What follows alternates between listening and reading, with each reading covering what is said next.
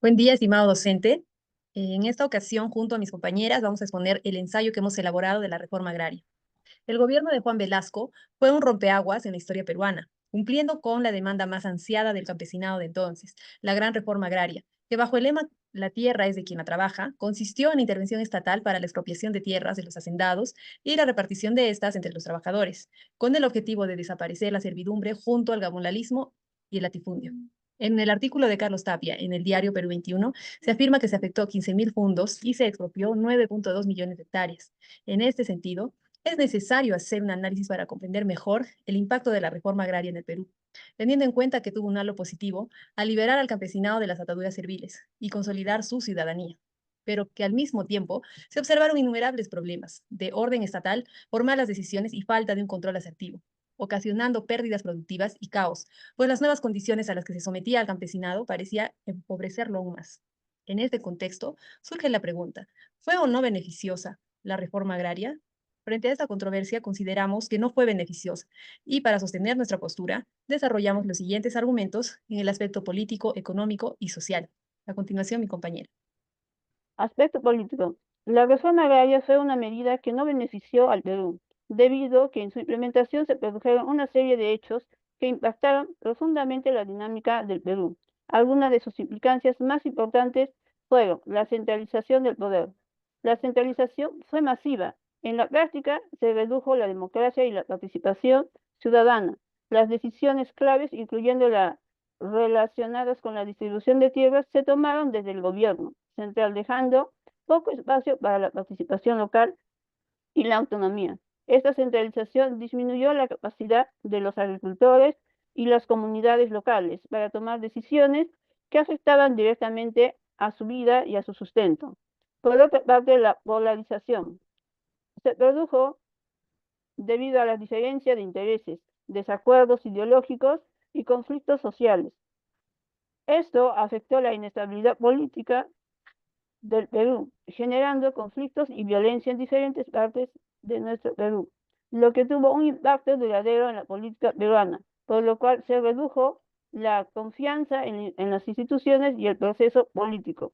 Por otra parte, hubo represión política, que se utilizó para silenciar a la oposición y consolidar el poder. Estuvo el régimen militar. La inestabilidad política. Como resultado de estas implicancias se produjo un desequilibrio combinado con la desconfianza generalizada en las instituciones contribuyeron a la inestabilidad política que afectó al país en las décadas posteriores. Doy pase a mi compañera. En el aspecto económico, la gestión del gobierno militar de Velasco Alvarado es vista de manera diversa. Algunos la consideran un ejemplo de lo que no se debe de hacer, mientras que otros la elogian como un éxito en términos de justicia social. Sin embargo, al observar las cifras, la discusión se aclara. Durante su régimen, la deuda fiscal aumentó considerablemente, pasando de un 1.7% al 10.4% del PBI entre 1968 y 1975, lo que generó así una deuda externa que afectó al país durante décadas. Aunque se le asocia comúnmente como una reforma agraria, su legado quizás debería enfocarse más en el intento de impulsar empresas estatales, que aunque prometedor en lo político, resultó ser un fracaso económico, acumulando así pérdidas del 1.371 millones de dólares para 1975. La reforma agraria de 1969 confiscó 10.5 millones de hectáreas, aproximadamente el 56% de la tierra agrícola, transformando las haciendas en 1.200 empresas asociativas o cooperativas. Sin embargo, la mayoría de estas empresas fracasaron, lo que condujo a la fragmentación o abandono de la tierra. Este periodo también se caracterizó por un retroceso tecnológico que afectó la producción agropecuaria, según INEGI. Es por eso la política económica se intentó proteger la industria nacional mediante aranceles que agravan los productos importados competitivos, además de establecer controles de precios sobre alimentos y otros bienes básicos para la familia. Gracias. En el aspecto social, un gran número de la población no beneficiada era ya poseedora de tierras, aunque fuese minifundios. Sucumbieron asimismo al mal manejo empresarial y al asedio campesino, tanto interno como externo, para diluirse en comunidades campesinas circundantes y también en parcelas familiares. También muchas de las cooperativas y sociedades agrícolas creadas a partir de las expropiaciones fracasaron por falta de know-how empresarial.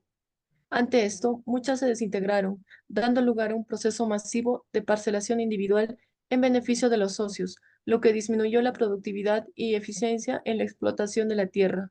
Si bien la reforma agraria eliminó el gamonalismo, haciendas y peonaje, un gran número de la misma no fue beneficiada directamente. Por ejemplo, no alcanzó a la selva amazónica, donde recién en 1974 se promulgó la Ley de Comunidades Nativas para regular el acceso a la tierra en esa región. Doy pase a mi compañera para las conclusiones finales.